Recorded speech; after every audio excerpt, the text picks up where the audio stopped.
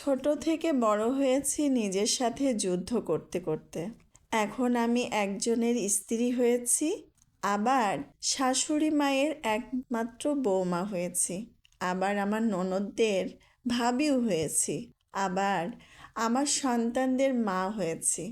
দেখতে দেখতে 30টি বছর জীবন থেকে পার হয়ে গেছে, তবু যেন জীবন যুদ্ধ শেষই হয় না। তারপরও আমি বলবো আলহামদুলিল্লাহ, আমি অনেক ভালো আছি, সুস্থভাবে বেঁচে আছি। এটাই আল্লাহর কাছে অনেক শুকরিয়া আদায় করি। আসসালামু আলাইকুম প্রিয় দর্শক, কেমন আছেন সবাই? আশা করছি আল্লাহর অশেষ রহমতে সবাই ভালো আছেন, আর আমি পরিবার নিয়ে অনেক ভালো আছি। কাছে বা দূরে যে যেখান থেকে আমার এই ভিডিওটি দেখছেন, সবাইকে জানাই ধন্যবাদ এবং আন্তরিক শুভেচ্ছা। স্বাগতম জানিয়ে আজকের এই ব্লগ ভিডিওটি শুরু করছি।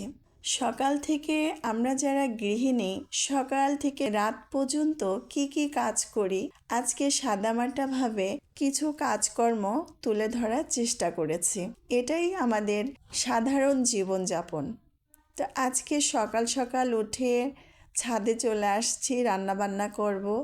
আর এখানে আমি যখন শীতের আগ মুহূর্ত চলে আসে, মানে শীত শুরু হয়, তখন আমি ছাদে এসে রান্নাবান্না করি। তো চুলায় রান্না করা স্বাস্থ্যের জন্য ভালো। আমি যেমন গ্রামের আমার নানি, আমার খালারা, দাদিরা, মুরব্বিরা আর কি এক কথায় চুলায় রান্নাবান্না করতেন, ওটাই আর কি ঐতিহ্য তুলে ধরার চেষ্টা করেছি।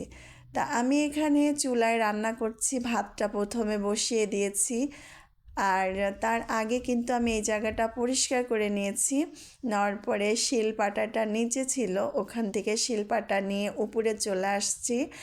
আর ভাতটা চুলায় দিয়ে আমি কাপড় চোপড় ভিজিয়ে দেব। যে ভাত হতে হতে আমি কাপড়টা ভিজিয়ে নিচ্ছি। মেয়েদের কষ্টের কোনো শেষ নেই, তারপরেও কখনো আমরা কারোর কথায় মন খারাপও করতে পারি না। কেউ যদি একটু আঘাত দিয়ে কথাও বলে, তাও কিন্তু কোনো সময় একটু ভালো কথা বললে যেন ভুলে যায় মেয়েরা, তাই না? তো এখন কিন্তু আমি কাপড়টা ভিজিয়ে থুয়ে এসে আমি পাটায় মশলাগুলো পিষে নেব। এই যে দেখুন, যেভাবে আর কি গ্রামে রান্না করে, মশলা পাটায় পিষে, আর পাটায় পিষে রান্না করলে এর রান্নাটা দ্বিগুণ বেড়ে যায় স্বাদটা। তো আমি এখন চুলায় দিয়ে দেব। মশলাটা হয়ে গেছে। আজকে গরুর মাংস আর আলু দিয়ে ঝোল রান্না করব। এই তো চুলায় বসাই দেওয়ার পরে আমি পাটাটা ধুয়ে নেব, পরিষ্কার করে নেব, নিয়ে এগুলো আস্তে আস্তে গুছাতে থাকবো। আজকে অল্প কিছুই রান্না করব। ভাত হয়ে গেছে, আর এই যে আমি এখন মাংসটা কষানোর পরে একটু গরম পানি দিয়ে মাংসটা ঝোলের পানি দিয়ে দেব।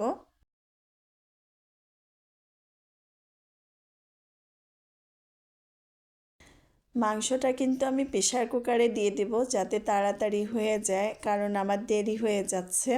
এদিকে বাচ্চারা স্কুলে গেছে, ওদের পরীক্ষা চলতেছে। তো আমি তাড়াতাড়ি করে এই রান্নাটা সেরে নেব। যেহেতু অনেকগুলো কাপড়ও ভিজানো হয়েছে, ওগুলোও গুছায় ফেলতে হবে। আর এই যে ডাল সিদ্ধ করেছি, ডাল আর পেঁপে দিয়ে সিদ্ধ করে রেখে বাগার দিয়ে দিলাম। এখানে অল্প কিছু ধনিয়া পাতা দিয়ে বাগারটা দিয়ে ডাল আর ভাত হয়ে গেছে। এখন আমার মাংসটা প্রেসারে দিয়ে দিলে খুব দ্রুতই হয়ে যাবে, কারণ একলা হাতে সব কিছু গোছানো খুবই কষ্ট হয়ে যায়। তাই শর্টকাটে যেরকম পারি সেভাবে চেষ্টা করছি। হাঁড়ি পাতিলগুলো আমার রান্না কিন্তু হয়ে গেছে কমপ্লিট। এখন আমি এই যে বটি, কড়াই যা কিছু আছে সব কিছু মাজা ঘষা করে নেব, নিয়ে রোদে শুকাতে দেব। আগে আমি দেখেছি ছোটোবেলায় আমার নানিরা মানে রান্নাবান্না করে হাঁড়ি পাতিল সুন্দর করে মেজে রোদে খুব সুন্দর করে শুকিয়ে রাখতেন। এতে করে খুব সুন্দর হয়, পরের দিন আবার যখন রান্না করা হয় তখন খুব সহজেই রান্নাটা বসিয়ে দেওয়া যায়। এতে সময়ও লাগে না, খুব কম লাগে, আর হাঁড়ি পাতিলগুলাও বাসি হয় না। তো আমি এখানে গরম পানি দিয়েছি, বাবুদের গোসল করাবো। তো এই যে বালতিতে পানি ঢেলে নিচ্ছি। আর এইদিকে আমার প্রেসার কুকারে মাংস শেষ হয়ে গেছে, আর এখানে সিদ্ধ হয়ে গেছে মাংসটা। এখন আমি মাংসটা ঢেলে নেব। আর গরুর মাংস কিন্তু পাতলা ঝোল করলে এটা খুবই সুন্দর লাগে, ঝোল খেলে পারে, এটা নবীজিও পছন্দ করতেন। তো সেই ছোট্ট কাজটাই আমি করছি, কারণ ঝোল ঝোল রান্না করলে এটা খেতে খুবই সুন্দর লাগে। আর এই যে দেখছেন আমার ছোট ছেলে খুবই মানে আমার সাথে থাকে, আর নোংরা দেখলে সে খুব পরিষ্কার করার জন্য নিজের ইচ্ছাতেই পরিষ্কার করতে শুরু করে দেয়। এই যে দেখেন ঝাড়ু দিচ্ছে, এদিকে আমি রান্না বান্না করছি। তো ওগুলো গোছায় আসার পরে কাপড়গুলো কাচার পরে এখন কাপড়গুলো ধুয়ে নেব, কারণ 3টা বাচ্চার কাপড় অনেক কাপড় হয়, একদিন না ধুলে আরও বেশি হয়ে যায় কাপড় চোপড়। তো সেজন্য কাপড়গুলা রোদে বসে বসে কেচে নিচ্ছি, হালকা একটু রোদ আছে, আর এই রোদে কাপড়গুলা কেচে নিলে আমারও ঠান্ডাটা লাগবে না। আর এই যে কাঁচা হওয়ার পরে এই যে ছোট ছেলের গোসল করাই দেব। আর ওই দুইটা তো এখনও স্কুল থেকে আসেনি, আসলে পারে ওই দুটো একাই গোসল করে নিতে পারে, অতটা ঝামেলা আমার করা লাগে না। তো ছোটোটার গোসল না করাই দিলে গোসল করে না, তো গা হাত পা খুব ময়লা হয়েছে, পরিষ্কার করে গোসল করাই দিলাম। এই তো গোসল হওয়ার পরে তেল মাখাই দিচ্ছি, সরিষার তেল, খাঁটি সরিষার তেল। মানে এটা আর কি আমার নানিদের দেখতাম বা আমার মা সবসময় সরিষার তেল দিয়ে গোসল করাতেন, বা গোসল করার পরেও কিন্তু সরিষার তেলটা দিয়ে গোসল করা মাখিয়ে দিতেন।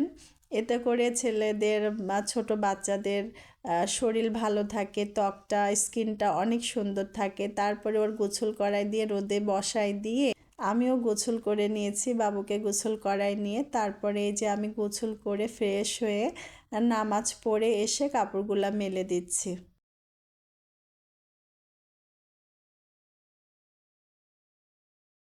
এই যে দেখুন ছাদ ভর্তি কিন্তু আমার কাপড় হয়ে গেছে। প্রতিদিনই এমন কাপড় হয় আমার বাসায়। আর এই যে আমি নিচে নামার পরে এই যে আমার হাজবেন্ড চলে আসছে, এখন আমি খাবার দাবার রেডি করে রেখে গিয়েছিলাম, আর এই যে এখন খাবার দিচ্ছি সবাইকে। খাওয়া দাওয়া করার পরে বিকাল টাইমটা আছরের নামাজ পড়ে ছাদে চলে আসলাম। আসার পরে গাছে কিছু পানি দিয়ে দিচ্ছি, চাউল ধোয়া পানি ছিল, সেই পানিটা কিন্তু আমি গাছের, যে গাছগুলোর আমার খুবই এখন দরকার, চাল ধোয়া পানিগুলো দিলে গাছের গ্রোথ বৃদ্ধি ভালো হয় এবং গাছের সতেজ রাখে। এই জন্য আমি চেষ্টা করি সবসময় এই চাল ধোয়া ডাল ধোয়া পানিগুলো না ফেলে দিয়ে গাছের গোড়ায় দিয়ে দিই। তো বিকালে যে এই কাজটা করি, আমার প্রত্যেক দিন এটা রুটিন। এই যে অনেকগুলো গাছই আছে, কারণ আমি একা একা করি তো। আর তারপরে আমার কালকে পরীক্ষা, আগামীকাল শুক্রবার আমার পরীক্ষা, পড়ার জন্য আবার আমি নিচে নামার পরে মাগরিব পড়ার পরে আমি একটু পড়তে বসেছি। আর কি বলবো, সারা বছর বই খুলে দেখি না, পরীক্ষা যখন শুরু হয় তখন বই নিয়ে বসি। ওই আর কি পৃষ্ঠা উল্টাই। তো যাই হোক, আমার বোনের মেয়ে আমাকে অনেক হেল্প করে, আর চা বানিয়ে নিয়ে এসেছে যে খালামণি তুমি এখন পড়াশোনা করো, আমি তোমার জন্য চা নিয়ে আসি। তো এই তো চা খাচ্ছি আর বলছি মনি চাটা অনেক মজা হয়েছে। এই তো আজকে এই পর্যন্তই, আবারও দেখা হবে নতুন কোনো ভ্লগ ভিডিও নিয়ে। তো এই পর্যন্তই আজকে, সবাই ভালো থাকবেন, সুস্থ থাকবেন, এই শুভকামনায় এখানেই বিদায় নিয়ে শেষ করছি আজকের ভ্লগ ভিডিওটি।